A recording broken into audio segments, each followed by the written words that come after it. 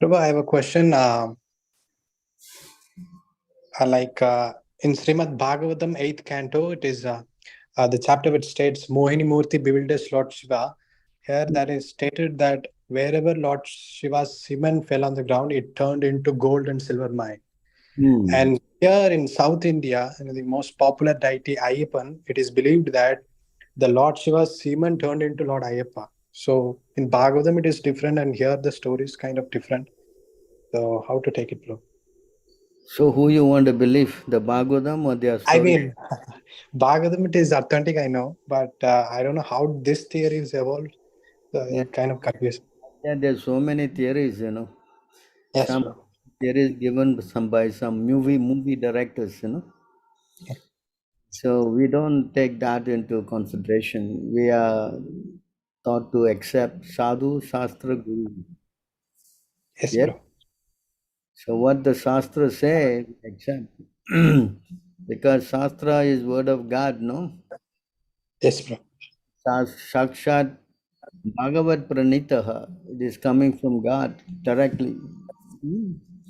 So if we kind of listen to all these people, then there's going to be confusion, no? Because everyone is saying so many things, no? Yes? Yes, bro. Yeah. Yeah. So especially, they are very much attached to this demigod worship, that know the story. So they say so many things. In fact, some say that because Lord Shiva had a union with Mohini, which never happened actually, that this, what's his name, Ayyappa is born. Yeah. Hmm. So this is not because how could Lord Shiva have any relationship with Krishna? That doesn't make sense. In any spiritual context, it does not hold ground, because Lord Krishna is the supreme personality of Godhead. Yes, bro. Original Purusha. Huh? How can he be enjoyed by anybody? That's not possible, no? You understand? Yes, bro. To bewilder Lord Shiva, that he acted in such a way. Because Lord Shiva was initially a little proud. No, he was saying that I cannot be bewildered by Maya because look, I have Maya by my side. So, in order to kind of, you know, more or less get Lord Shiva in line, he he uh, acted this pastime. And Lord Shiva was very proud. After that, he tells Devi, you asked me who I was meditating for thousands of years. So this is my Lord, that I was meditating on. So in that way, Lord Shiva was very, very, what we say, proud to exhibit this submission to Lord Krishna. Yes, bro. So therefore, the important point is that any details you need to hear from a pure devotee. Unless you hear from the lips of a pure devotee, this even reading Bhagavad Gita, you can get confused. Why so many people, in India, there's so many versions of Bhagavad Gita, not one person are becoming pure devotees? Why? Hmm? Because it must be heard from the lips of a pure devotee. Then the Yes, bro. message has got effect. If you don't hear from the mouth of a pure devotee, then the thing is not. It says that even there's one verse, it says, if you don't hear from a pure devotee, then it becomes like poison, no? Uh, Avaishnavat Mukat Girnam. There's a verse like that. Yes, Uh, bro. this verse, anybody? Avaishnava Mukat Girnam.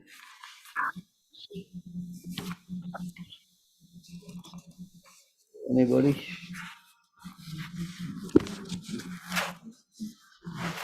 So in this verse, it says that we should not hear from the lips of a non-devotee. Give me a minute, I take the verse out. Okay. In the Padma Puranam, so we have to, therefore, it's very important. that we hear from the lips of a pure devotee. This was said by Sanatan Goswami. I mean, in the Lord Shiva have said that, you know. Hmm? You know, you see how important it is.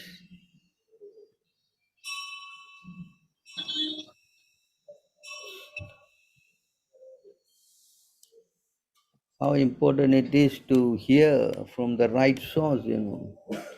But you hear from the wrong person, then you can get into a lot of trouble, you know. Hmm? Yes, bro.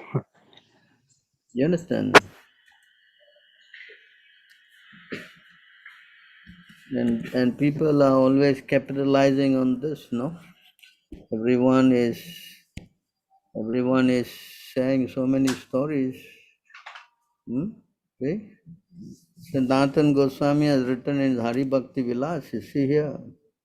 Avaishnava Mukad Girnam Putram Hari Katamritam Shravana Naiva Kartavyam Sarpochistam Yatapaya. One should not hear, it says here, anything about Krishna from a non-Vaishnava. Milk touched by the lips of a serpent has poisonous effect. Similarly, talks about Krishna given by a non-Vaishnava are also poisonous. Huh? So you see, very important. You cannot just simply speculate, no. Huh? Transcendental literature that strictly follow the Vedic principle and the conclusion of the Puranas and the Pancharatrika Vedi can be written only by a pure devotee. It is not possible for a common man to write books on bhakti, for his writings will not be effective. He may be a very great scholar and may be expert in presenting literature in flowery language, but this is not at all helpful in understanding transcendental literature. Even if a transcendental literature is written in faulty language, it is acceptable if it is written by a devotee. Whereas so-called transcendental literature written by mundane scholar, even it is very highly polished literary presentation, cannot be accepted. The secret in a devotee writing is that when he writes about the pastime of the Lord helps him to write. You see this point here. Hmm? What happened? Oh. The Lord helps him. The Lord helps him to write. Huh? He does not write himself. As stated in the Bhagavad Gita, the Dami Buddhi Yogam Tam Yena Mam Upayanti Te. Since the devotee writes in the service to the Lord from within gives him so much intelligence that sits down near the Lord and goes on writing books. Krishnadas Kaviraj confirms that what Vrindavan Das Thakur wrote was actually spoken by Lord Chaitanya Mahaprabhu and that Vrindavan Das simply repeated it. The same whole truth for Chaitanya Charitamrita. Krishna Das Kaviraj uh, wrote Sri Chaitanya Charitamrita in his old age in an invalid condition, but it is such a sublime literature that Srila Bhakti Siddhanta Saraswati Goswami Maharaj used to say, time will come when people of the world will learn Bengali to read Sri Chaitanya Charitamrita. We are trying to present Sri Chaitanya Charitamrita in English and do not know how successful it will be. But if one reads the original Chaitanya Charitamrita in Bengali, it will relish increasing ecstasy in devotional service. So the point here is that, as Prabhupada is saying, anything about Krishna must be given by the pure devotee, because there are two famous verses on this point here that is, spoken by Narada Muni, and these two verses that whatever is written by pure devotees, even is faulty, it is accepted. Hmm? And what is not given by the pure devotee is not accepted. So therefore we should be very careful that we do not hear from people, although they may speak, this Mayavats may speak about Krishna and all that.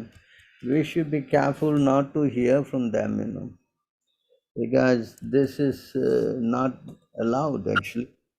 This is a statement here. Those words which do not describe the glories of the Lord, who alone can sanctify the atmosphere of the whole universe, were considered by saintly persons to be like unto a place of pilgrimage for crows. Since the all perfect persons are inhabitants of the transcendental abode, they do not derive any pleasure there. So if these people who are, because crows and swans are not, someone want to read this? Anyone want to read? Hello? Yeah, Prabhu, let me read. Crows and swans are not birds of the same feather because of their different mental attitudes. The fruitive workers or passionate men are compared to the crows, whereas the all perfect saintly persons are compared to the swans. The crows take pleasure in a place where garbage is thrown out, just as the passionate fruitive workers take pleasure in wine and women and places for gross sense pleasure. The swans do not take pleasure in the places where crows are assembled for conferences and meetings. They are instead seen in the atmosphere of natural scenic beauty, where there are transparent reservoirs of water nicely decorated with stems of lotus flowers in variegated colors of natural beauty. That is the difference between the two classes of birds. Nature has influenced different species of life with different mentalities, and it is not possible to bring them up into the same rank and file. Similarly, there are different kinds of literature for different types of men of different mentality. Mostly, the market literatures which attract men of the cross categories are literatures containing refused remnants of sensuous topics. They are generally known as mundane talks in relation with the gross body and subtle mind. They are full of subject matter described in decorative language, full of mundane Simile. similes Simile. and similes and metaphorical arrangements. Yet, with all that, they do not glorify the Lord. Such poetry and prose on any subject matter is considered decoration of a dead body. Spiritually advanced men who are compared to the swans do not take pleasure in such dead literatures, which are sources of pleasure for men who are spiritually dead.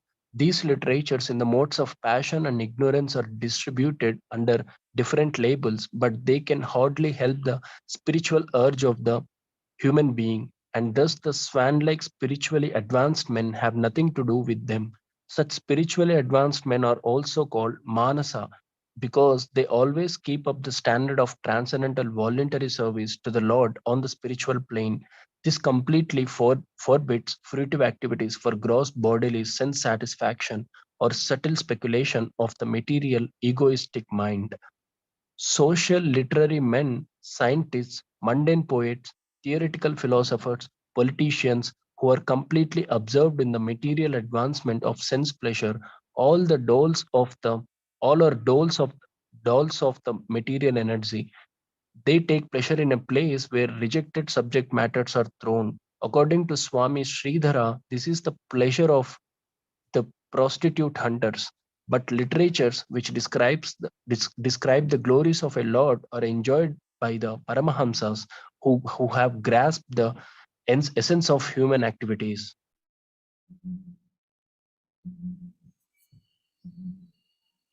On the Read other on. hand, that literature, which is full of descriptions of the transcendental glories of the name, fame, forms, pastimes, etc., of the unlimited Supreme Lord, is a different creation, full of transcendental words directed toward bringing about a revolution in the impious lives of this world's misdirected civilization.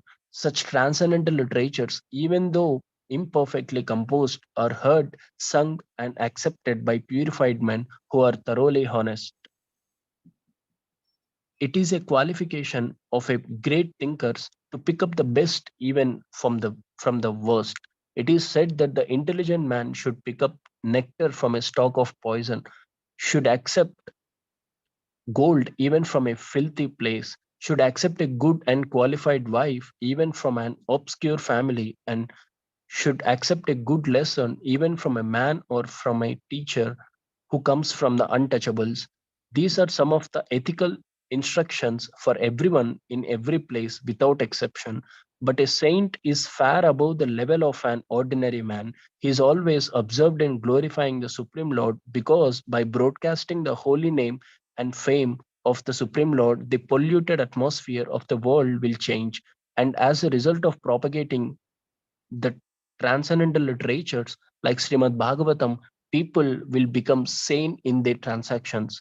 While preparing this contamination on the particular stanza of Srimad Bhagavatam, we have a crisis before us. Our neighboring friend China has attacked the border of India with a militaristic spirit. We have practically no business in the political field, yet we see that previously there were both China and India, and they both lived peacefully for countries, centuries without ill feeling. The reason is that they lived those days in an atmosphere of God consciousness, and every country over the surface of the world was God fearing, pure hearted, and simple. And there was no question of political diplomacy. There is no cause of quarrel between the two countries, China and India, over land which is not very suitable for habitation. And certainly there is no cause for fighting on this issue. But due to the age of quarrel, Kali, which we have discussed,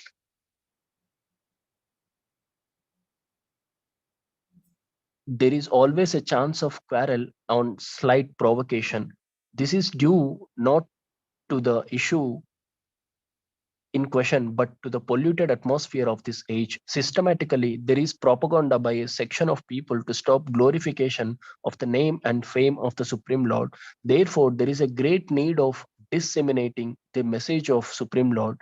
Therefore, the uh, message of Srimad Bhagavatam all over the world. It is the duty of every responsible Indian to broadcast the transcendental message of Srimad Bhagavatam throughout the world, to do all the supermost good as well as to bring about the desired peace in the world, because India has failed in her duty by neglecting this responsible work. There is so much quarrel and trouble all over the world.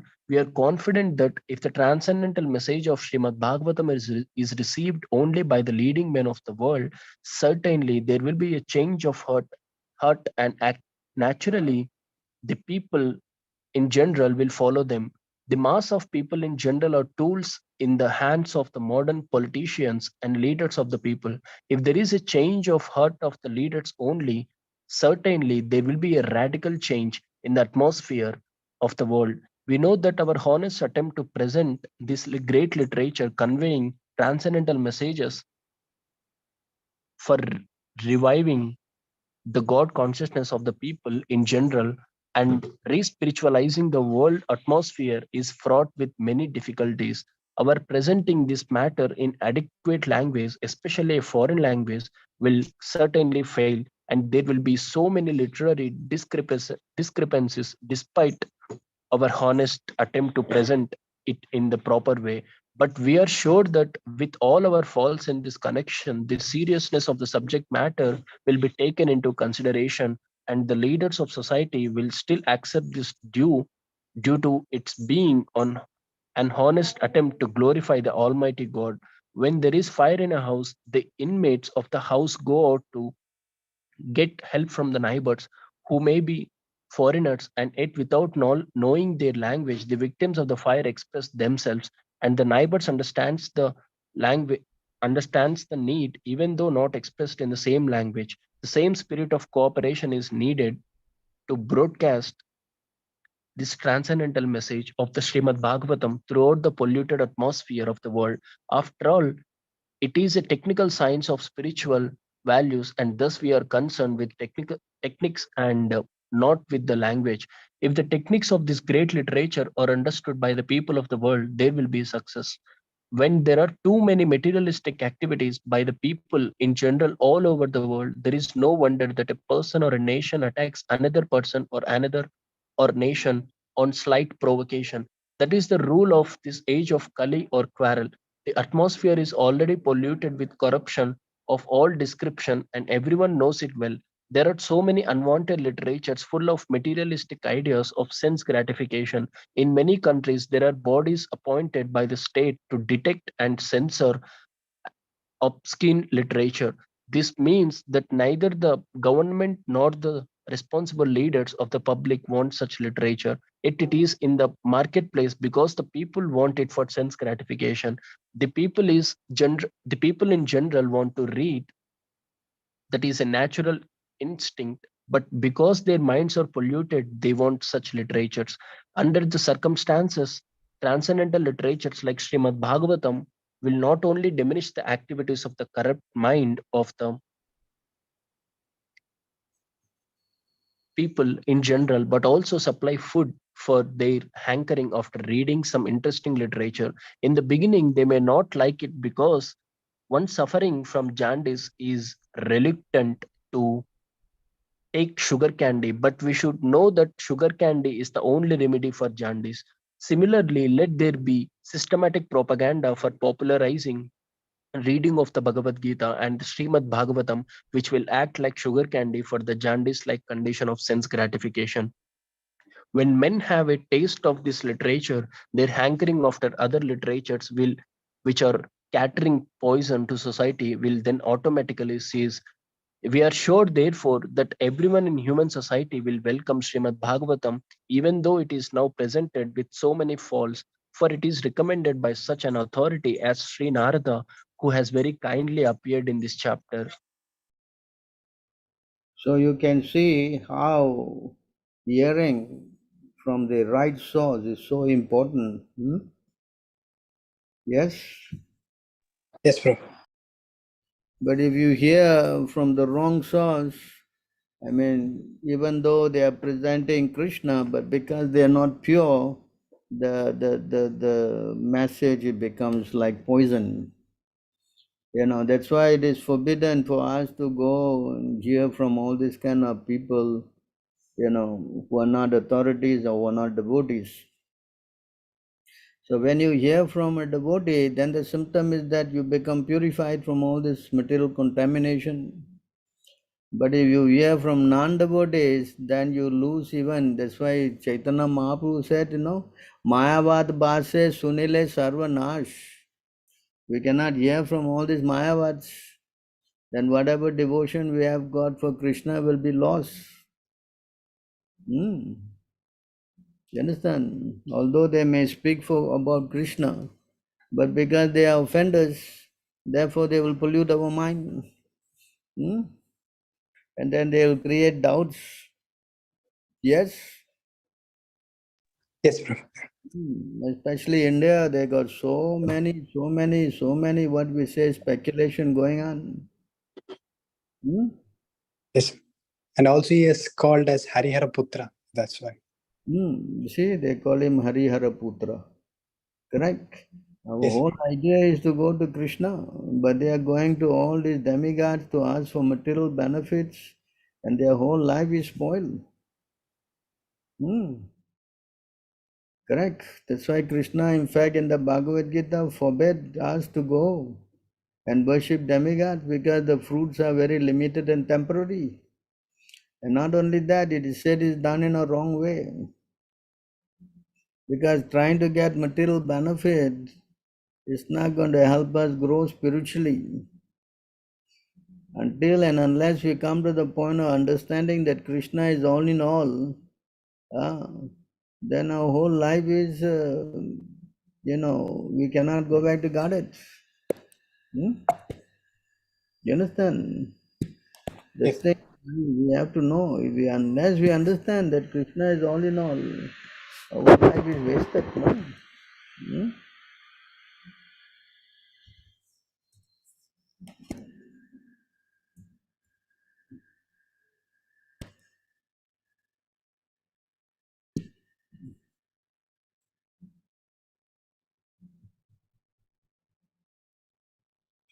When the living entity is covered by the mode of ignorance, does not understand the individual living being and the supreme living being, and his mind is subjugated by fruitive activity. Therefore, until one has love for Lord Vasudeva, who is none other than myself, is certainly not delivered from having to accept a material body again and again. So until he accepts that Krishna is Supreme Personality of Godhead, he cannot go out of this cycle of birth and death. It is not possible. So demigod worship, even you go to Ayyappa, you go to Lord Shiva, you go anywhere, it's not very, what we say, conducive for spiritual advancement. Yes, bro. You understand? And everybody, India, Hindus, all are into demigod worship. 99%. All of them. Yes. Oh, they like to climb big, big hills and go up big, big mountains to go and worship demigods. Huh? Correct? Yeah. They will not do a simple thing of chanting Hare Krishna. They will not do that. Hmm. You see how unfortunate they are.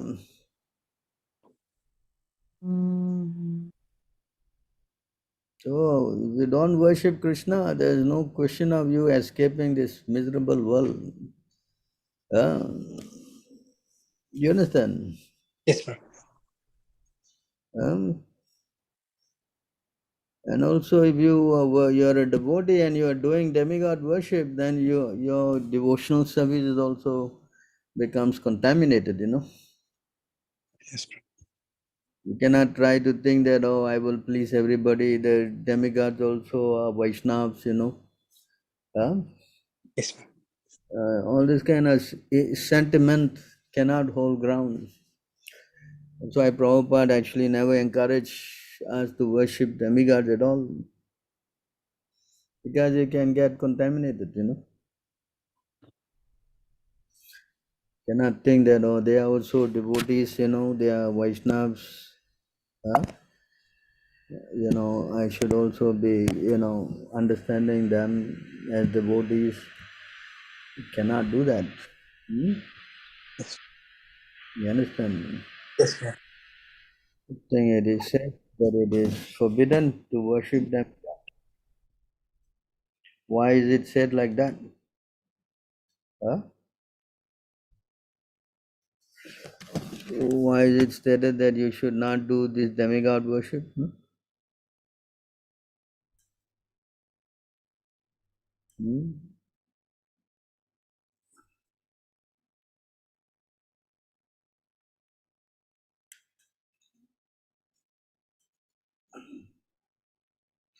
So you see how important it is that one understand the rules and regulation.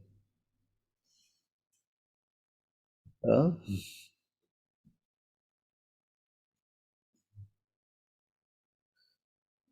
So we have to know, what to do, what not to do. That's why we need the guidance of a pure devotee.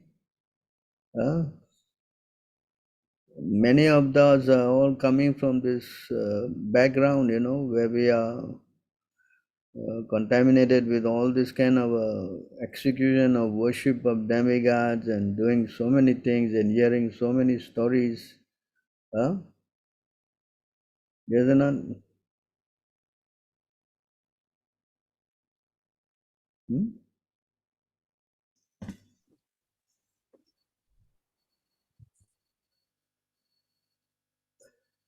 You can see here.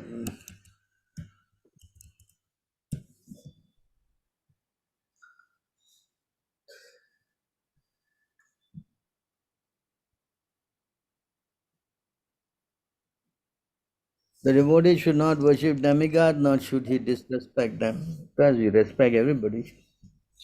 Yes? Yes, bro. Hmm. So we have to be cautious, You know, okay, I will become like the gopis, I will ask Durga for Krishna. Maybe I also can pray to them to ask for Krishna. Because the gopis all are exalted personalities, Yes, And bro. We are, may ask for Krishna, but we also may get attracted to them when they give us or fulfill our material desires. Then our attraction for them will become more solidified, and then we will lose our attraction for Krishna. Because demigods will very quickly please you. That's one of their, you know, thing.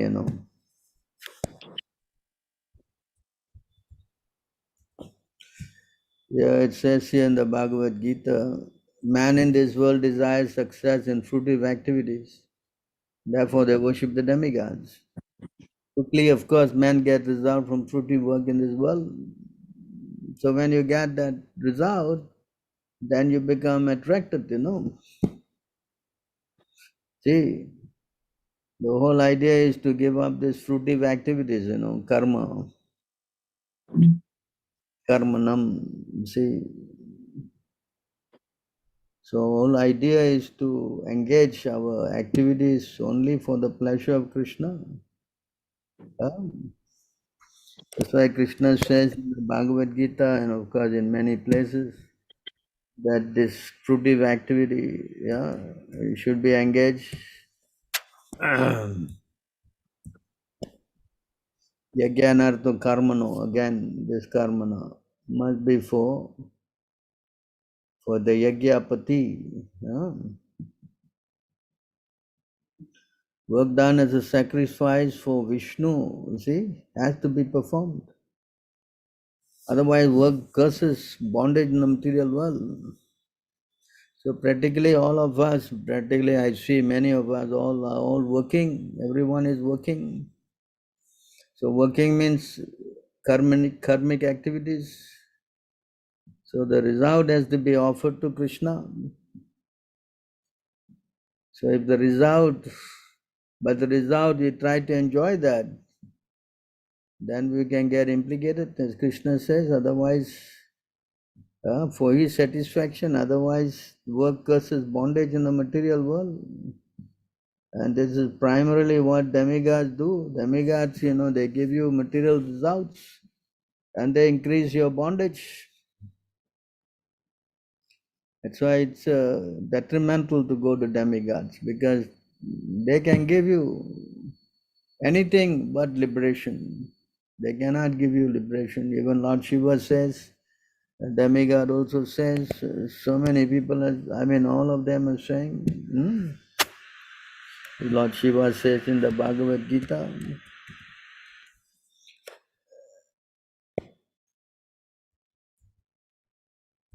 Lord Shiva says here,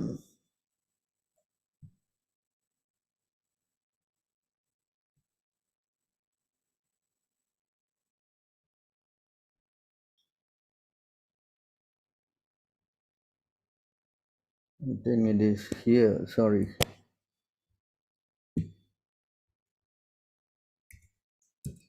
Lord Shiva says here,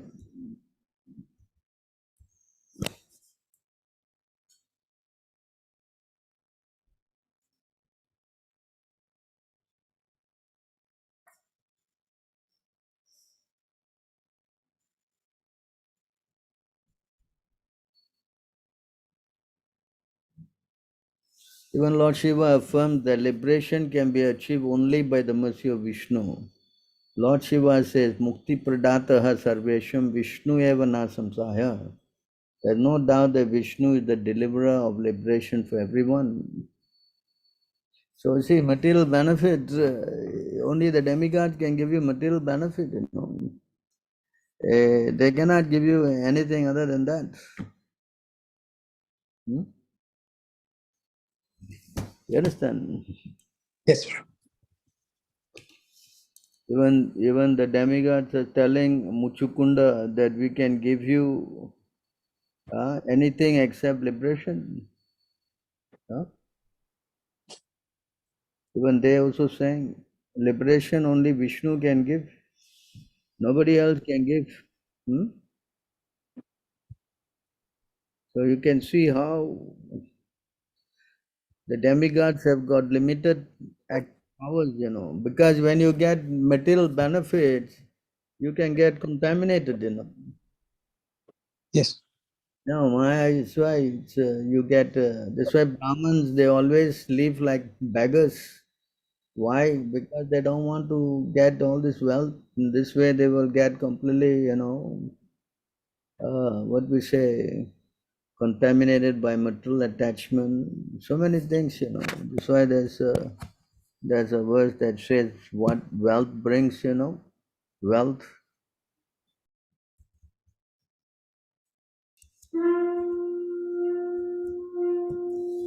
So yeah, you can see when we go, we get money. These are all these things comes into our mind: theft, violence, speaking lies, duplicity, lies, anger, perplexity, pride, quarreling, enmity, faithlessness, envy, and the dangers caused by women, gambling, and intoxication are the 15 undesirable contamination man because of greed for wealth. Although these are the qualities of undesirable, men falsely ascribe value to them. One desiring to achieve the real benefit of life should therefore remain aloof from undesirable material wealth. So fruitive activities bring about primarily wealth. And one gets wealth, then the mind gets contaminated. You see. That's why it is, of course, we're not saying that you don't get wealth, but we're saying that you should definitely offer that to Krishna. And if you don't offer that to Krishna, then I've got $1 million, then next moment I want to make it $2 million. Next moment I want to make it $3 million. That's how our mind keeps going. So that's why charity is also very important. Yeah. This charity and all, Krishna says, cannot be given up. It purifies even great souls. Correct.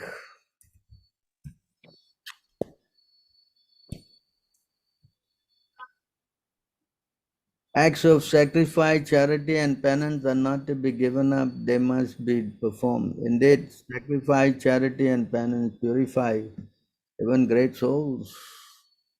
See? So, because in Kali Yuga, all these things will go down day by day. Everything will deteriorate, no? Hmm? All these things will go down the drain. Every day it's all going down. See? So Sukadev Goswami said, then O king, religion, truthfulness, cleanliness, tolerance, mercy, duration of life, physical strength, memory will all diminish day by day because the powerful influence to the age of Kali. So the only thing that we got now to purify ourselves is the Lord Himself. Unless we go to the Lord, that's why everything should be channeled to Him. Then only we get protection from these evil effects. Kali is very powerful, extremely powerful. Hmm? Kali Yuga, ocean of faults, very big faults. Yeah. My dear king, although Kali Yuga is an ocean of fault, there is still one good quality about this age. Simply by chanting Hare Krishna mantra, one can become free from material bondage and be promoted to the transcendental kingdom. So this is why it's explained. You cannot try to think that, I will live happily, all my money and my all these kind of things, you know. You cannot, because this thing brings about contamination. And when you get contaminated, then bad qualities will develop in the heart. When bad qualities develop, then how you can become purified. Then once you get all this contamination, then you start always thinking in this line.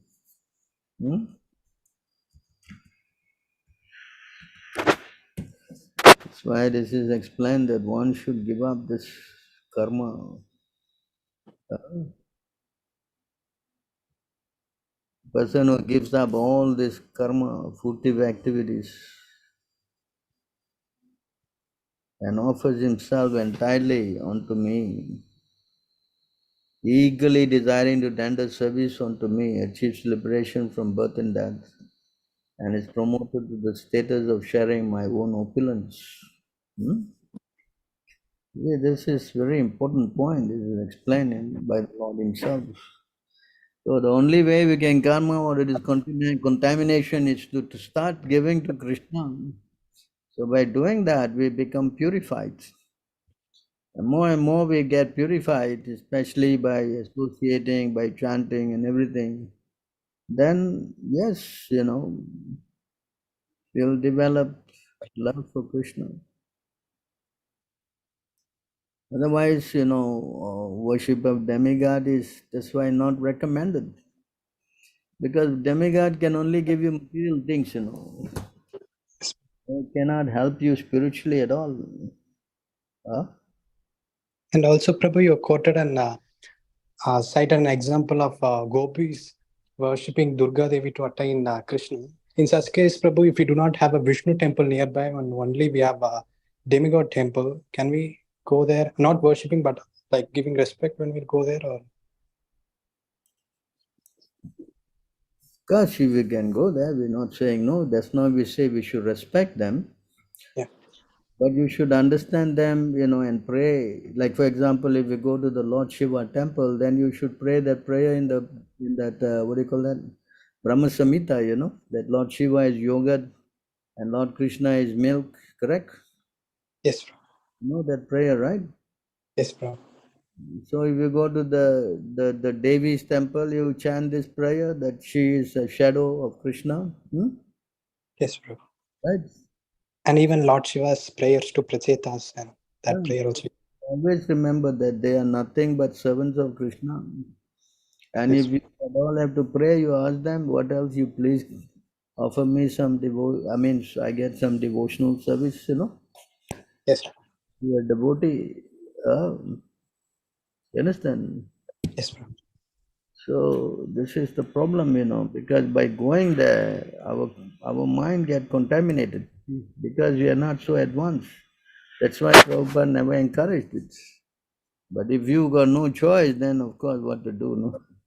Yes, Despite the cultivation of Vedic knowledge which is unlimited and the worship of different demigods by the symptoms of Vedic mantras, demigod worship does not help one to understand the supreme powerful personality of Godhead. Not only you cannot go back to Godhead, you cannot understand also. You understand? yes, Yeah. So we have to know this very well in our mind, because that's why we say when we chant the number 2 mantra, you equate the demigods on the same level of Krishna, you cannot chant the holy name. Yastu Narayana Devam. If you think the demigods and Krishna and Brahma and Shiva all are the same, then your chanting is no, it's offense. So why all these conditions? Because you must know the supreme position of Krishna. Krishna's position is very, very important. That's why Krishna said in the Bhagavad Gita again, if you know that I am all in all, then you can become peaceful. Huh?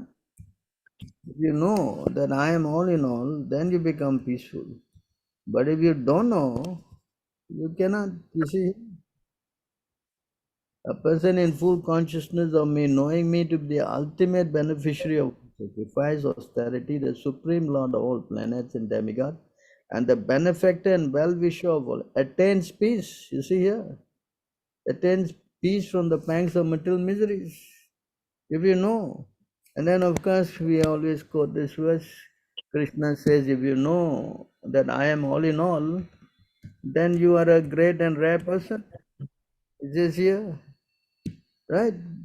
yes, Once you know that I am all in all, then you're such a great soul and a very rare person. Right? Actually, knowledge has surrendered unto me, knowing me to the cause of all causes, and all that is such a great soul. Ah. But if you don't know, then you see, Krishna says, you don't accept me, then you will fall down. Huh? I am the only enjoyer and master of all sacrifice. Therefore, those who do not recognize my true transcendental nature fall down. Yeah? You understand? That means you're not going to get human birth. Fall down means what? You're not going to go back, to Godhead. Ah. Again, he says here also.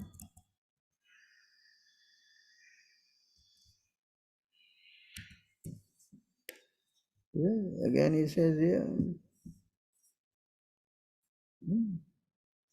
Any members of the four varnas and four ashram who fail to worship the personality of Godhead, the source of their own creation, who intentionally disrespect him, will fall down from their position into a hellish state of life. So you see how it's so important to establish Krishna and teach everybody to worship Krishna. See, this is the big problem with this Hindu religion, completely messed up. Everybody thinks everything is all right. So many crazy philosophies, the Mahabharata, they say everything is okay, anything you worship, all rivers lead to the what? Ocean. That's why Prabhupada came to stop this nonsense. Unless we all speak up, then how are you going to save anyone? Tell me. Yeah? If you don't preach, then nobody, according to these statements, nobody is going back to God. Everybody is thinking like this. Oh, Shiva is okay, Ganesh is okay, whoever you like is okay, everybody, all God, no. What kind of philosophy is that? Tell me. If you have real compassion, you must save them, no? And you stop all this crazy philosophy. No, you cannot say this. You must not say this. And you cannot say that because Krishna is not accepting it. You understand? Huh? Yes, Prabhu. So it is very important. Krishna classifies, says that anyone who thinks like this, he becomes a Pashandi. Huh? Yes or not? Hello? One who is Yes, a Prabhu. Pashandi means what? And atheist. Correct? That is from the Padma Puranam also. It says, anyone who thinks that Krishna is the same, then now he says here.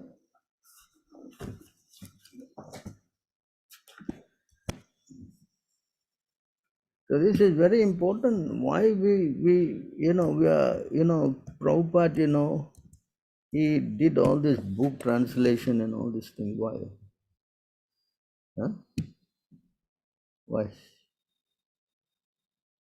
A person who considers demigod like Brahma and Shiva to be on an equal level with Narayan is to be considered an offender or Pashanti. Understand? If a person is a Pashanti, he cannot go back to God. Not possible. A foolish person who says that the Supreme Personality of God is the same as the living and he is an atheist. And he becomes subject to punishment by the superintendent of that Yamaraj. Yeah?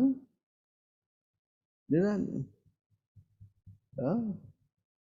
Srila Bhaktisiddhanta Saraswati Thakur says that the word Pashandi refers to one who considers the living entity under the control of the illusory energy to be equal with the Supreme Personality of Godhead, which transcends to all material qualities. Another kind of Pashandi is one who does not believe in the spirit soul, the superior potency of the Lord, and therefore does not distinguish between spirit and matter.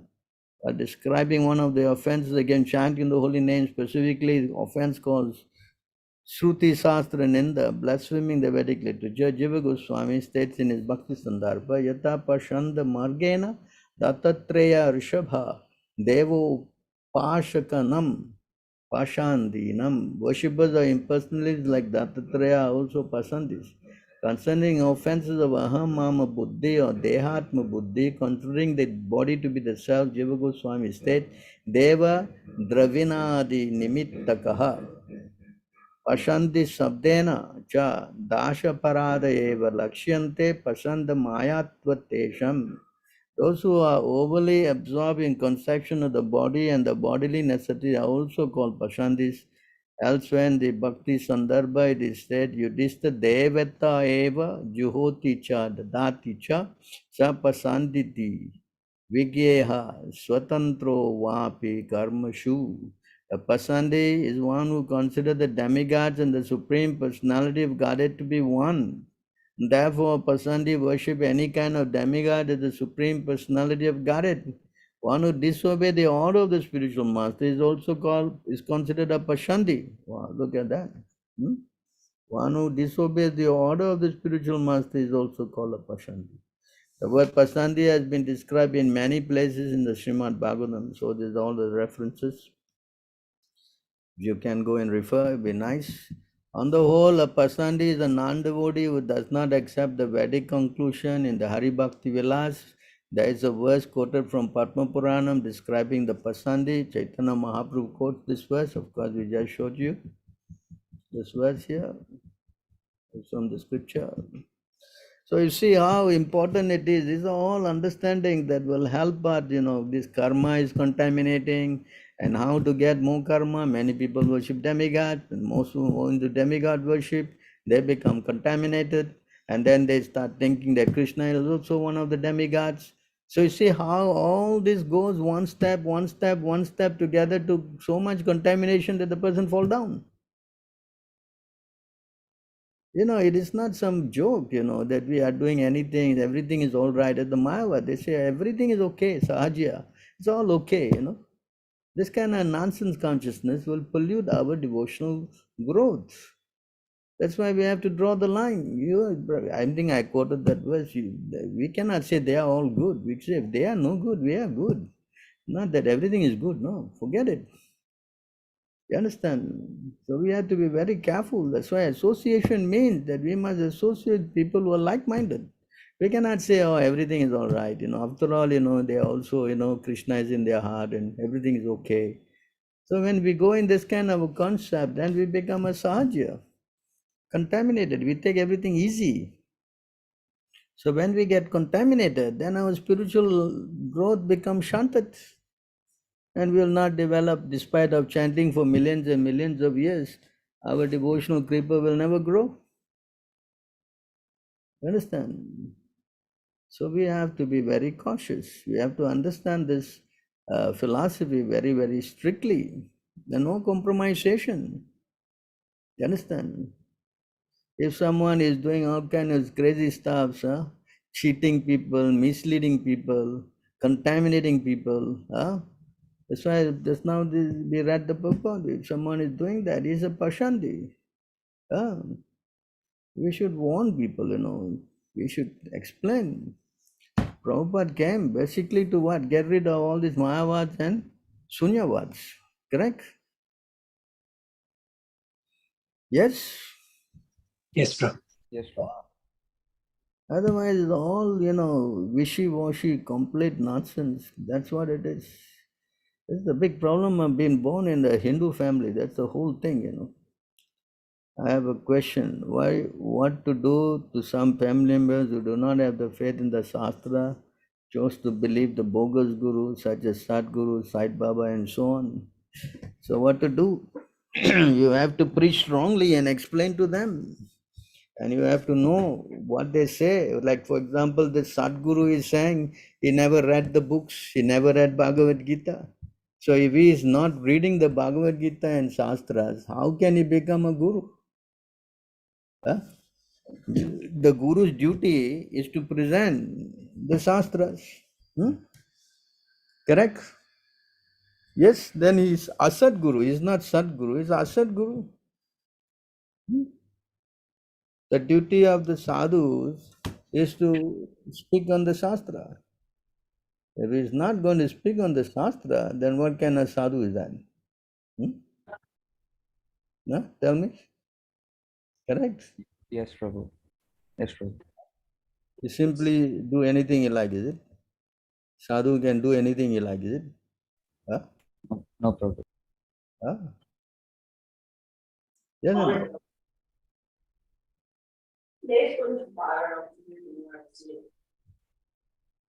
Right?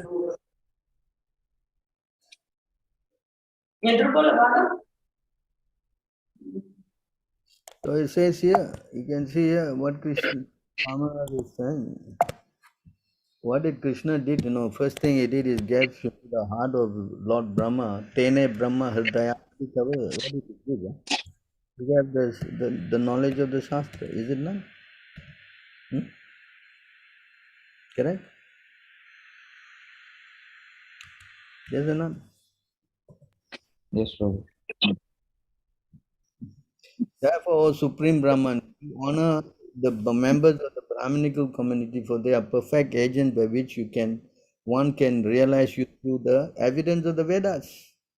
For that very person, you are the foremost worshipper of the Brahmanas. Huh? Correct? What the duty of the Brahmin is to give you evidences from the Shastra. And all these Babas, they all are, without any knowledge. They're simply saying they are God. Yeah? Teaching all kind of crazy philosophy, not supported in Shastra. Hmm? Correct? Yeah? Yes, Prabhu. Yes or not? Yes, Prabhu. Yeah? This is the problem. The problem is that nobody is reading the books. Yeah? Maya Mugda Jivara Nai Swata Nahi Swata Krishna Gyan Jivere Kripaya Kaila Krishna Veda Puran. Yeah? The conditions though cannot revive his Krishna conscious by an own effort. But out of curseless mercy, Krishna compiled the Vedic literature and his supplement the Puran. Why Krishna is doing this?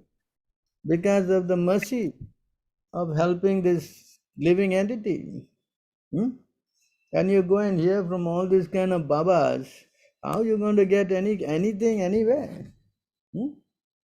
So your family members, they have to be told.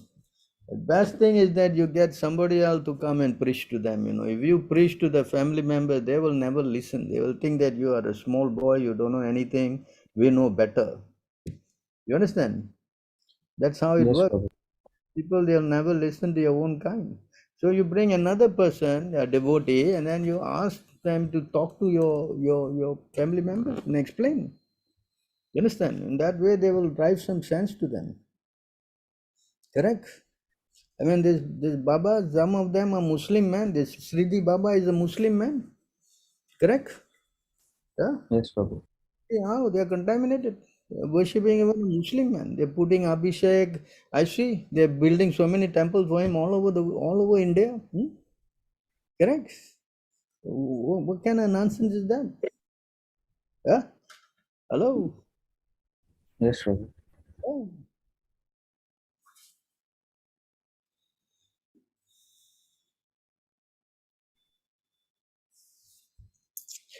Prabhupada says Shiva Puran and Devi Puran and Tamasic Puran, from where Srila Prabhupada is quoting it. Shiva Puran and Devi Puran, because we are quoting things that shows that how Krishna is supreme from even their Purans to explain the point. Hmm? So we have to take what is good from these Purans and explain. Not that they are Tamasic Puran and therefore we cannot touch them or what. Yeah, this now we read anything that rejects the authority of the Purans, Suti, Smriti, Purana, Adi. It creates a disturbance in society if you reject. Yeah? You understand? We have to learn how to accept them. In the Bhakti Rasamrita Sindhu, it is stated here. Not that we reject, like some of the,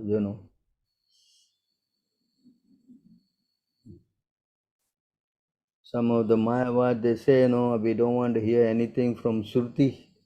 We only want to, Smriti, we only want to hear from Shruti only. Huh? You understand?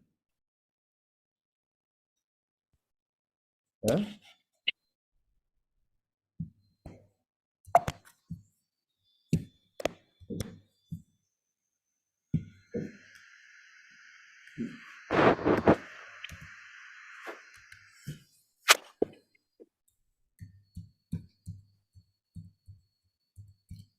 So yeah, it's stated here, Surti, you see, Smriti, Purana, Pancharatka Vidivina, Aikantike Harihe Bhakti, Utpattaiva Kalpate. Devotional service of the Lord that ignores the authorized Vedic literature like the Upanishad, Puranas, and Vedic Narada Pancharatra is simply an unnecessary disturbance in society. So we cannot say, oh, this is tamasic, we don't take, this is sattvic. No, we take the words of the acharyas and they know how to take the essence to teach us. So we have to be cautious. That's why we must follow Acharya Upasanam.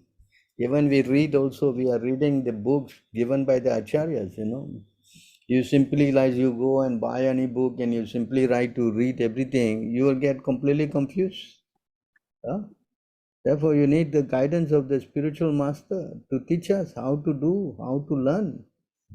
There's so many millions of books, If we simply read them blindly, we will get completely confused.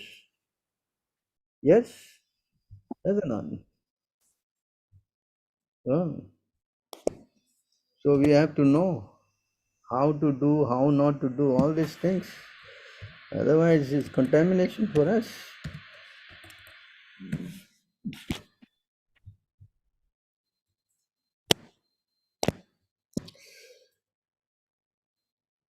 If one becomes the bookworm, reading many books and scriptures and hearing many commentaries and the instruction of many men, this will produce doubt within his heart.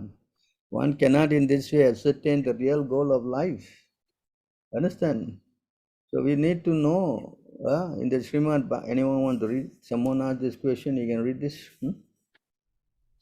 Hello?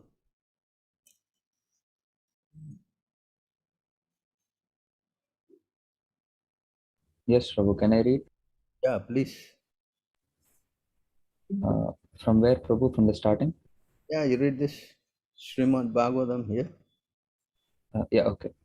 In Srimad Bhagavatam 713.8, it is said, uh, Granthan naivapyashed bahun na vyakyam. Prabhu, what's the last word, Prabhu? Vyakyam upayunjita. One should Oh, not read many books. Can you read here? Huh? yes, Prabhu, yes, Prabhu. One should not read many books, nor should one try to make a profession of reciting many books, especially if one is a devotee. One must give up the ambition to be a learned scholar, and in this way earn a worldly reputation and financial facilities. If one diverts his attention to studying many books, he cannot fix his mind in devotional service, nor can he understand many scriptures, for they are full of grave statements and meanings. In this connection, Srila Bhaktisiddhanta Saraswati Thakur gives his opinion that those who are attracted to studying many kinds of literature concerning various subject matters, especially fruitive activities and philosophical speculation, are deprived of unalloyed devotional service because of their splayed attention.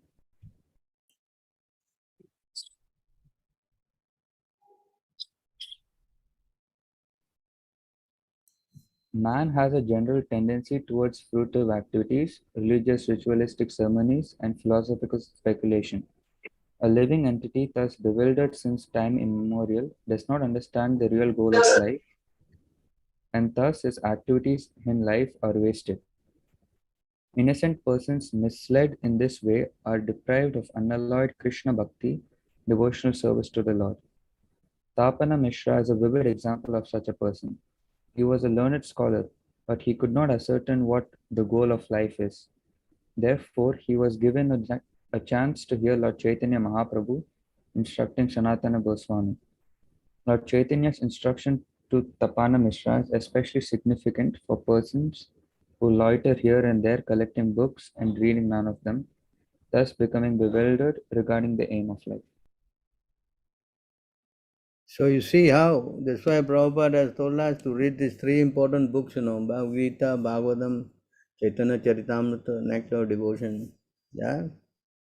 In this way, we have sufficient guidance. Because all this, what we need, we have to follow the Acharya. It doesn't mean that Prabhupada quoted from the the Shiva Puranam, therefore is not correct. In Acharya, they know what is the essence. That's why we have to follow the footsteps of Acharya. Here he tried to do on his own, go and read this book and that book and every book. He became confused. Tapan Mishra especially became loitering here and there, collecting books and reading. None of them just became bewildered regarding the aim of life, become confused. So see how he was safe. Directed the Brahmana in a dream to go to Nimai, Chaitanya Mahaprabhu, an Acharya, and he learned. Now this is the method, no?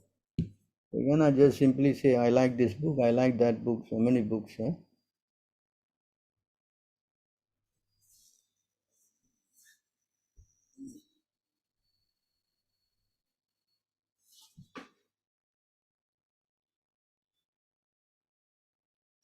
So here there's an explanation. You can read this also. Yes, Prabhu. The translation? Well, you can read the statement is given in this thing. And one Yeah. more important question, Shiva, Durga, Kali, they all demigods.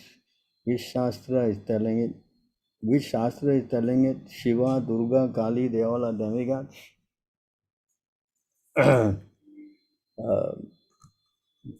There are 330 million demigods, and the primary demigods are Lord Brahma, Lord Shiva.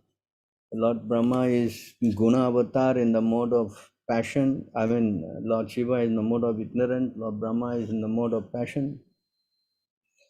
Lord Vishnu is in the mode of goodness. They are primary devatas. Lord Brahma is taking birth in the material world from the lotus flower of Krishna. It's not Vishnu Tattva.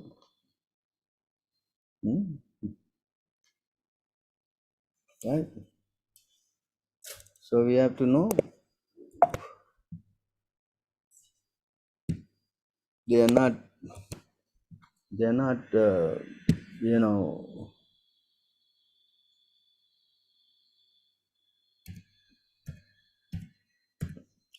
it says here how everything is created, and Lord Brahma position, Lord Shiva's position is all explained.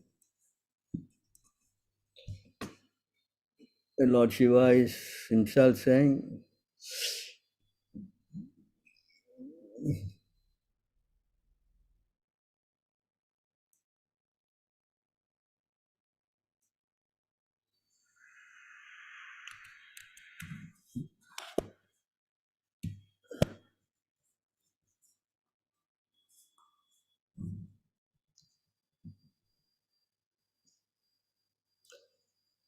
you want to read this? Who asked this question?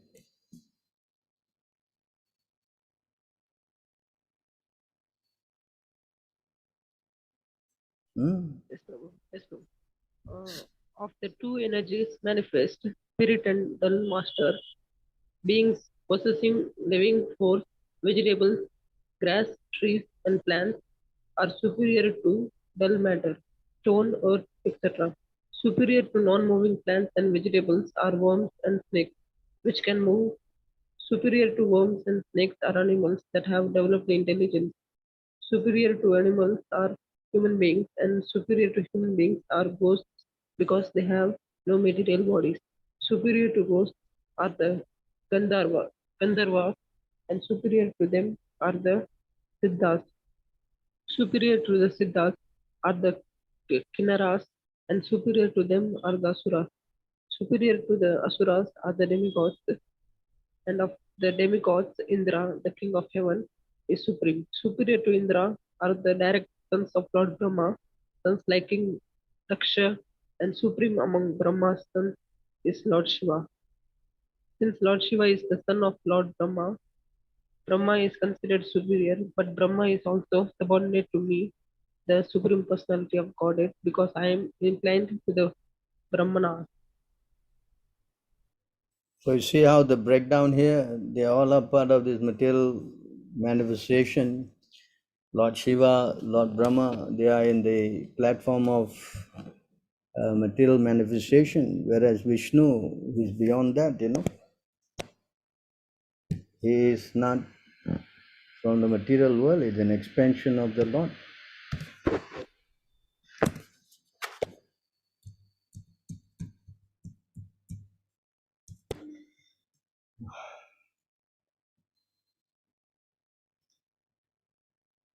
You want to read this? Yes, sir. For material creation, Lord Krishna's plenary expansion assumes three Vishnus. The first one, Mahavishnu, creates the total material energy, known as the Mahatattva. The second, Garbhodakashai, Garbhodakashai, Vishnu. Karmadasaki Vishnu. Vishnu enters into all the universes to create diversities in each of them. The third, Tirodakshai Vishnu, is diffused as the all-pervading supersoul in all the universes and is known as Paramatma. He is present even within the atoms. Anyone who knows these three Vishnus can be liberated from the material intangible. You understand? Yes, So Prabhu. from this Vishnu, who is an expansion of Krishna, then from this Vishnu, then the first person takes birth, Lord Brahma. And then from Brahma, then Lord Shiva, he came out from his eyebrows. You understand? So they all are devatas. Huh? So we have to understand this, how this all is created, no? Then we know each one's constitutional position. Huh? Otherwise we'll be confused. We think that all are the same, no? They all say, Lord Shiva also say, I am the seven. He never say that he is the what? The supreme? No. Brahma also says. Hmm? Hmm?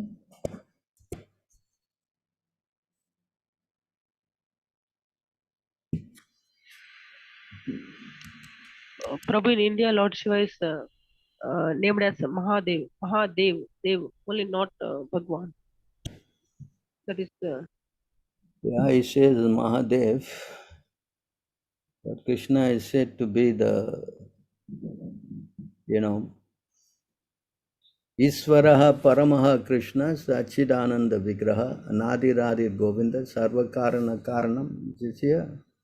There are many personalities possessing the qualities of Bhagavan, but Krishna is the supreme because none can excel him. He is the supreme person and his body is eternal, full of knowledge and bliss.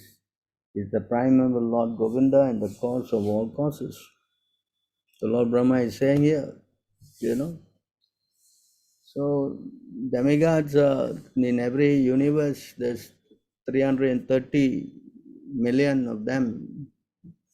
Because the primary demigods are Brahma, Shiva, Indra, Chandra, all these are primary demigods. So this is how the whole world is constructed.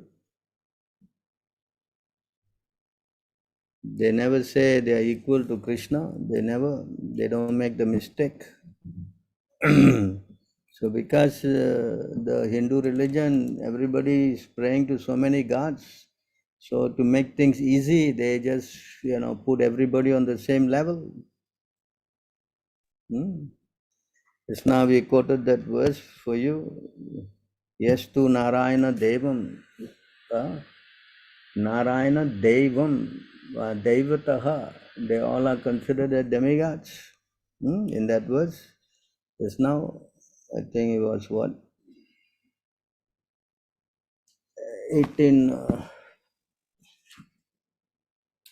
yes, to Narayana Devam, 18:116, you see. So in this verse, you see here the word Daivatahe, Brahma, Rudra, Daivataha. Yes, to Narayana Devam, this, and he says, master of such demigods, he says here, translation, yeah. Any person who considers demigods like Brahma and Shiva to be on the equal level of with Narayan is considered an offender. Here it is says in this verse. This is from Padma Puranam. Brahma Devam, see, the Devam is added to this verse. Brahma, Rudra, they are Deva, Daivatahi, and other demigods. If they think they are Samam, Samam means equal. So, there's all evidences to show how their demigods are, you know.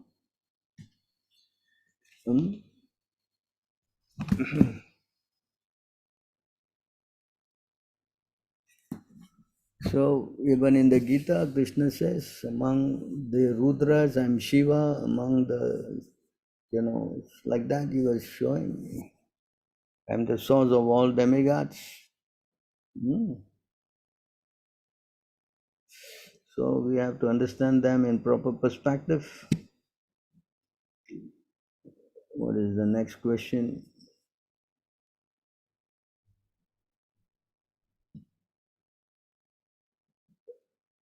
Does Lord Shiva has a material body? Lord Shiva is not a material person. Lord Shiva is like yogurt and, it's actually, he is not, no living entity can become a Shiva. Lord Shiva, he's got a spiritual body, but he doesn't have a material body. But his position is like yogurt and milk. From milk you get yogurt, but from yogurt you cannot get milk. So Lord Shiva is not a living entity. He's an expansion of the Lord, So he doesn't have a material body. I have one question, Isla Prabhupada, is Bhakti Devi himself or he traveled with Bhakti Devi? I'm sure he must be empowered by Bhakti Devi to deliver her to the whole world. Says that Bhakti will travel from India and cross the ocean. Then Prabhupada is the one who took Bhakti out. Definitely. He is not Bhakti Devi, but definitely he is an agent of Bhakti Devi. Yes, Prabhuji, according to Hindu, everything is Bhagavan. This is the problem. Don't make Sanatan Abrahamic, they say. So they can say anything, What's the use of listening to these fools and rascals? Correct? They are making all Abrahamic and worshipping some Muslim men. This is their intelligence. Correct? Oh, yes. So we have to be intelligent. You can only become intelligent if you hear from an intelligent source. You don't hear from fools and rascals to get, knowledge. My family follows Ramakrishna, what to do? That's why I said, for your case, you must bring some devotees to explain to your family how this person is not authorized. We have to defeat him in his philosophy. He is speaking so many things. He said that he is incarnation of Rama and Krishna, and he's teaching people to worship Durga. How is it possible?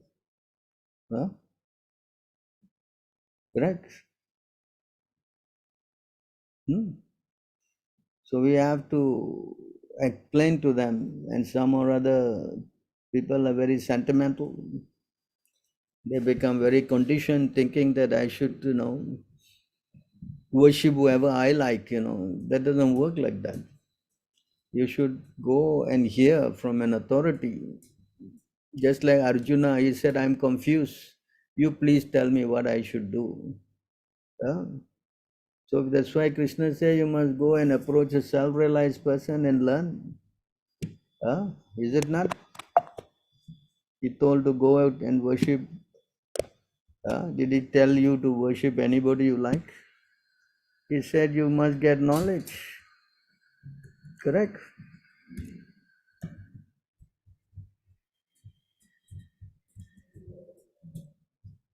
You must go get knowledge. Or chastise enemies, sacrifice performed in knowledge is better than mere sacrifice of material possession. After all, O son of Pita, all sacrifices will culminate in transcendental knowledge. So you need to get knowledge. So therefore you have to go to a realized person. Just try to learn the truth by approaching a self-realized master, approaching a spiritual master. Inquire from him submissively and render service unto him. The self-realized soul can impart the knowledge unto you because he has seen the truth. That means you must go to somebody who knows what things are at the proper perspective. Who is Lord Shiva, who is Lord Brahma, who are all these crazy people who say they are God, this, that. He should know. Just like Prabhupada, he is teaching us. He is teaching us who is this, who is that, who is Sai Baba, all these things he explains. How they cannot be God. So we learn. Then we become confident, our faith will get strengthened. Just now we read, if you don't accept Krishna as the all and all, the only one, then you will commit offense and you will fall down. See? So we have to know. If we don't know, then we cannot make progress. It's not possible. So we have to understand this. We cannot just simply think everything is okay. That's not possible. We cannot become fooled. They say all path leads to the same destination, but that's not a fact. It is said that one result is obtained by worshipping the supreme cause of all causes, and that another result is obtained by worshipping that which is not supreme. All this is heard from the undisturbed authorities who clearly explain this. So you cannot try to speculate now. So all these people, that this Rama, Krishna, Sai Baba, Ali Baba, all these people are speculators. So when you go to such people, you will only become confused. Just now we showed you by reading too many books and going to too many people, this Tapan Mishra became confused.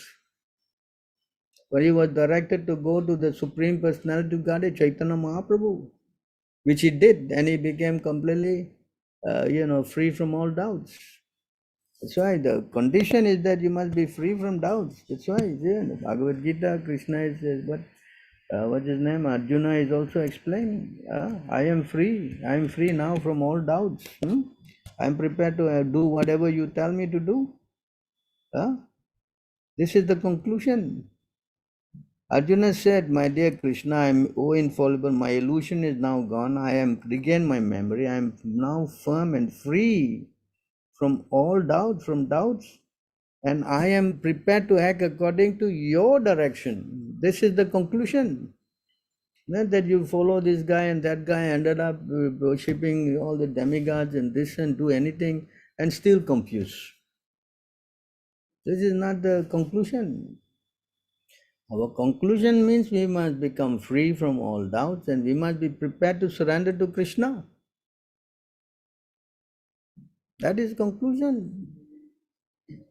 Understand? It is not some, whole thing is some kitchery, That's all bogus. That's why we have to speak, we have to teach people. Oh, you are becoming very stereotype, only Krishna, Krishna, Krishna. Yes, come on, he is the Supreme Personality of Godhead. You cannot compromise with that. If you don't like it, then too bad. If you want to go to a lower species, that's your choice. Correct? You cannot try to, say that everything is okay. That's not possible.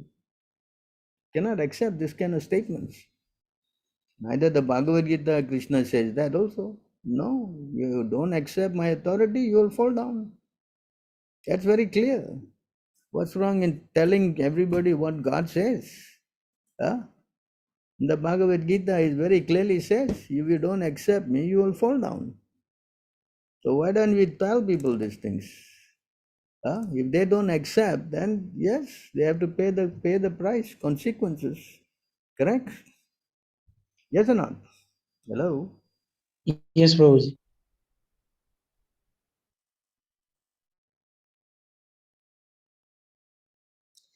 Yes. What is?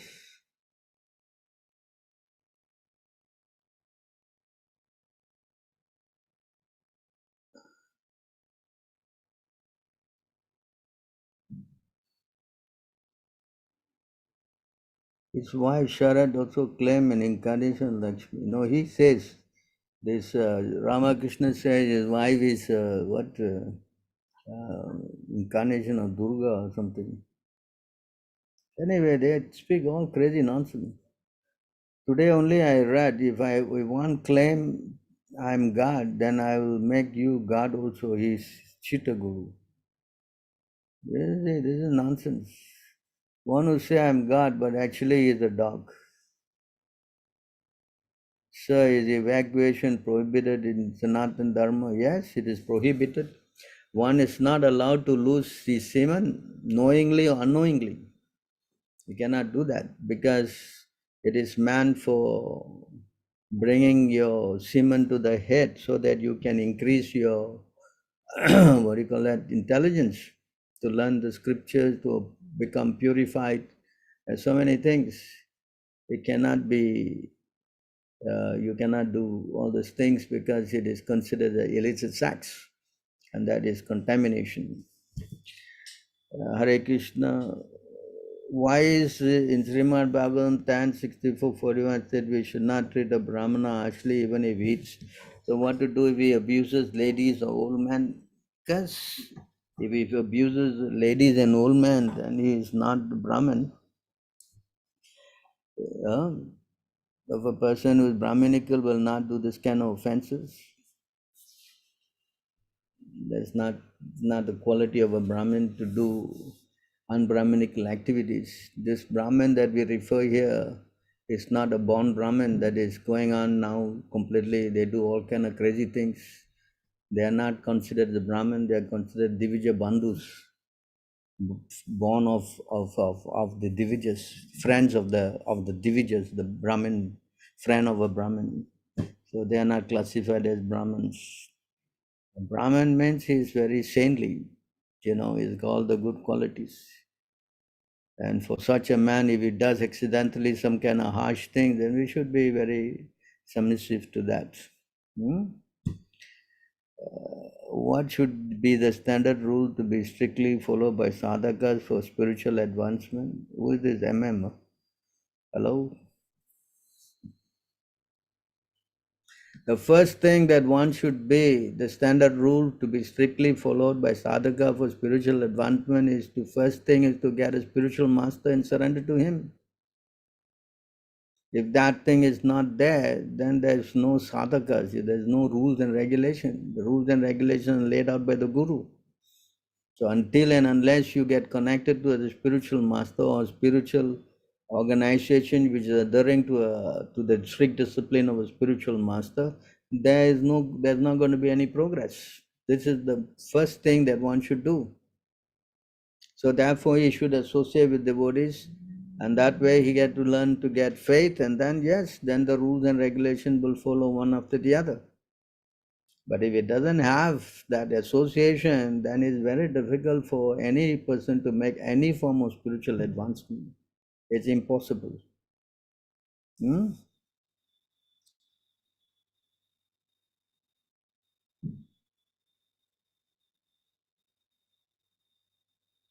What is alvas?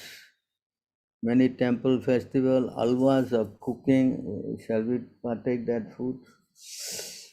long as the person who is cooking is, maybe chanting even one word of Hare Krishna also, something, then yeah, it is some acceptance. As long as he's chanting, then the food is quite all right to be offered to Krishna. Chaitanya Mahaprabhu, gave that, condition. As long as they are, who is Vaishnav? When a person says one time Hare Krishna is a Vaishnav. So if the person is cooking by chanting, then yes, why not? But if a person is not the devotee, then to take their food is definitely not recommended. So we should be a little bit more, what we say, cautious. In the Bhagavatam, Lord Shiva has said, Bhagavan, why does ISKCON and ISKCON does not worship Hanumanji when Chaitanya Mahaprabhu worship Hanumanji as told in Chaitanya Charitamrita? We worship whatever our spiritual master has given us, guidelines. So these are the standard Gaudiya, system of worship as per Narada Pancharatra Kutriki. So we follow that system as laid out by our Gaudiya Sampradaya. So accordingly we follow. I don't see anywhere Chaitanya Mahaprabhu particularly worship Hanumanji. He may have gone to the temple of Lord Hanuman and all that, but he is always directing everyone to chant Hare Krishna and worship Krishna. In fact, in many occasions, he was also trying to persuade those who are Ram Bhaktas to become Krishna devotees. Many instances, he was asking them to become Krishna devotees. One Brahmin was chanting Ram, Ram, Ram, and after seeing Chaitanya Mahaprabhu, when Chaitanya Mahaprabhu returned after his tour, he saw him chanting Krishna's name. That's there in the Chaitanya Charitamrita. So, worship of Krishna is what Chaitanya Mahaprabhu was more or less propagating. Worship of Radha and Krishna particularly. So Hanumanji is also Ram Bhakta, but we are more into going to Radha and Krishna through Chaitanya Mahaprabhu. Actually, incarnation of God never say I'm God. The great sage Vyasadeva, knowing it all, has already recorded the characteristics of avatar in the Shastra. So there's a verse there, Brahmins now smoking bidi. So those persons who are smoking like that, they are not called Brahmins. They are actually called, Sudras. Allow Sudra Sambhavaha. In Kali Yuga, everyone is Sudra, practically. Prabhu, did Srila Prabhupada meet Sri Krishna? Definitely, otherwise how Prabhupada is saying Krishna came, especially when he was on the boat. Krishna came and massaged his heart after he got 2 heart attacks. He's saying that if I get a third one, I'll surely die. And just to, help him, Prabhupada said, Krishna came and massaged my heart. And Krishna also, Prabhupada is saying, when he's writing the books, he's writing and Krishna is dictating. So pure devotees, they see Krishna everywhere. They don't have, vision that they don't see Krishna. Correct? In the Bhagavad Gita, it says in that famous verse, in the Yam Sham Sundaram Achintya Guna Swarupam.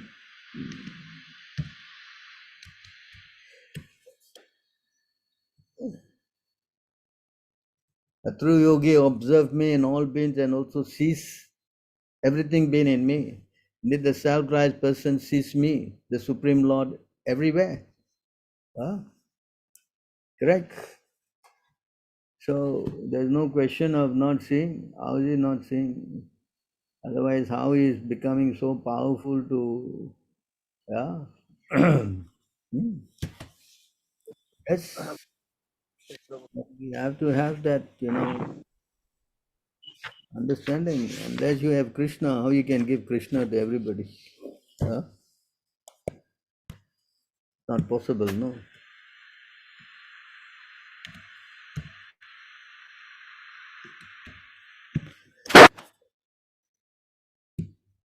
In this verse, Premanjana Churita Bhakti Vilochanena Santa Sadeva Hridayeshu Vilokayanti. Hear this. Shyam Sam Sundaram Achintya Guna Swarupam Govindamadi Purusham Maham Bhajami. In this verse, I worship Govinda, the primal Lord, who is Sam Sundar, Krishna himself, with inconceivable, innumerable attributes, whom, you see this word, whom the pure devotee sees in the heart of their heart with the eye of devotion, tint. With the love of love.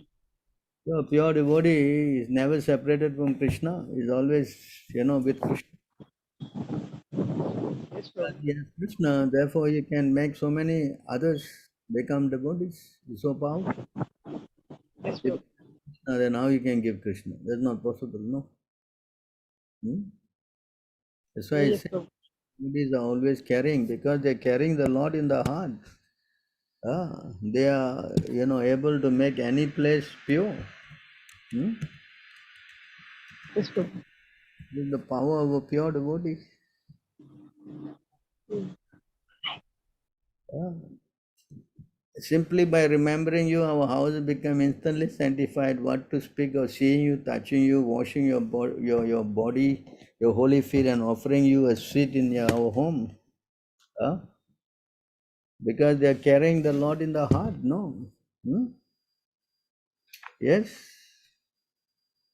this is the power of a pure devotee.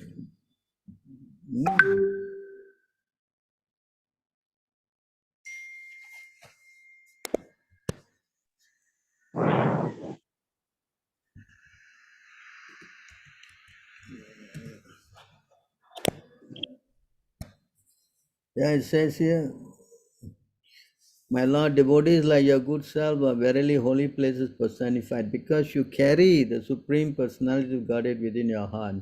You turn all places into places of pilgrimage. So, see, a pure devotee is so powerful. He can give Krishna because he's carrying Krishna in the heart. So, how is it that Prabhupada, unless he has Krishna in the heart, how he can make so many people, especially fallen souls, to devotees? No, no, Prabhu. Hmm? Seen, Prabhu. Seen. I was Seeing talking about the Prabhupada scenes. this Shri is Krishna. carrying the heart, he is not seeing. Right? You Yes, mean Prabhu. he is not seeing? He is carrying him in the heart, he is not seeing? Hello? Yes, Prabhu. Hmm. Seen, Prabhu. Yes. In heart means seen. Yes. Yeah, definitely. They are seeing just now we read, they are seeing the Lord of the Lord. I mean, seeing the Lord in the heart of their hearts, no? Correct? Yam Sam Sundara Achintya Guna Swarupam. Correct? You read that just now? Hello? Yes, Prabhu. I seen. I seen. ISKCON, you have a Ram Darbar. Yeah, Prabhupada established that because in North India many people are Ram devotees. At least they also see Krishna by the sight. There is a Yes, prediction Prabhu. in Mangal. What is the prediction about Prabhupada? I don't know what he's saying. What is the prediction?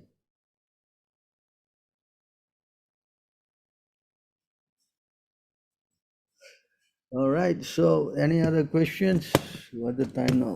9:45. Any other questions? Hare Krishna, Prabhu Dandavat Prabhu. Yes. Yes, Prabhuji, I have one question that if I am more inclined towards some particular deity like Who is this? For yourself. Narsimhadev Who we are and talking? still Where are you from? You please identify yourself. You know at least who we are talking to. Prabhuji, my name is Abhishek. Abhish- Currently, I am living in Panipat, Where? Haryana. Panipat. Huh? Yes, Prabhu. Where's that? Haryana, near Kurukshetra. Oh, in Haryana, huh? Yeah. Okay, what's your question? Prabhuji, my question is, I'm also chanting 16 rounds daily. So my question was, if my inclination towards Narsimha Dev is more, so is it that I will go towards, if I get perfected, I will go towards his planet, or I will go Golok? Your inclination is to who? I didn't get that. Your inclination to whom? Hello? To Narsingadev, Narashima. To Narashima. Narsimha. Yeah. So no problem. You will go and worship the Lord, in Vaikunta, where the Lord is, in his Vaikunta form. Just like the big commentator on the Srimad Bhagavatam, Sridhar Maharaj, he is also a big devotee of Lord Narasimhadev. There is no qualms if you go, you are worshipping the Lord. That's your desire. You understand? But I still want to go Golok Vrindavan, but I have a taste to chant his Aarti, Narsimhadev Aarti. That's why I'm asking. No, now it's all very preliminary, You just have to. Are you initiated or not? No, no. So all these things, right now you continue chanting. It is says here, by chanting the holy name, the Supreme Lord, one comes to taste your love of Godhead.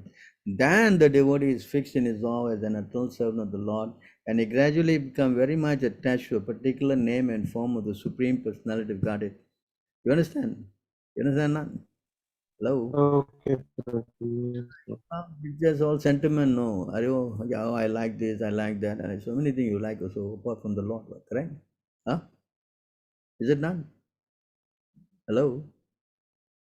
There's so many things you like apart from the Lord also, right? Yes or not? Hello? Yes, yes, yes. So Yes. that's all conditioned stage, You just wait and chant, get connected, and then gradually everything will develop. You follow? Yes, Prabhu. Yeah. Is it clear? Yes, yes, Prabhu. Yes. Anything else? Anybody else?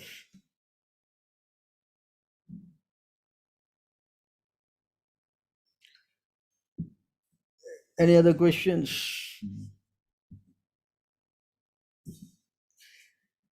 Not that now we simply chant and we are going to be dancing with the gopis, Hello. It takes a process, takes time. You understand? Huh? Yes, Prabhu. Yes. Huh. So one comes to the stage of love of God, then the devotee becomes fixed in his vow as eternal servant of the Lord, and gradually become very attached to a particular name form. That is the Asakta platform. The Asakta platform is a high platform, So it all starts first, the preliminary thing. First you get connected to the spiritual master by taking initiation. Without being connected, it's very difficult to have all this kind of attachment. You understand? Huh? So I don't want to discourage you. You better just start, following the rules since you're in Haryana. If you can get connected, since you're chanting 16 rounds, how long you've been chanting 16 rounds? 5 months. So you try to, and then if you can go and get association, also will be very good for you. You try to gradually increase your association and try to read more Prabhupada books, and that way, by Krishna's mercy, you can get connected. Then yes, one thing after the other will eventually grow, spiritually. Yes, yes. Hello. Yes. So you have somebody that you're talking to in our association here, in our ISCAM. Is that somebody? Or you all alone? No, Prabhu. Not personally talking to anyone. So I would recommend you to leave your name and number, and one devotee from our group here can communicate with you, and that'll be very nice. Many of them, they can probably, link up with you. Okay, Many of them in Prabhu. Haryana, so I think there must be someone in Delhi that can help you about. That'll be very nice. You can stay in touch, Yes. I would Yes, recommend Prabhu. leave your So name, drop my number. leave it in the chat here. I think they will get to you,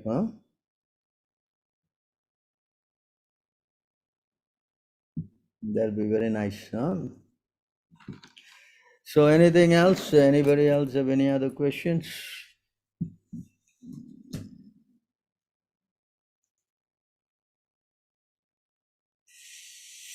Okay, looks like I have to thank all of you for your time with us. Thank you very much.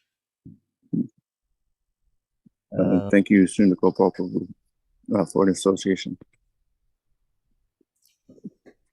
Hare Krishna, all glories to Prabhupada. Thank you again. So Hare you, Krishna. as Abhishek has given the number, somebody who is Priti Goranga Prabhu, you can probably help channel him to somebody. Are you there? Hello?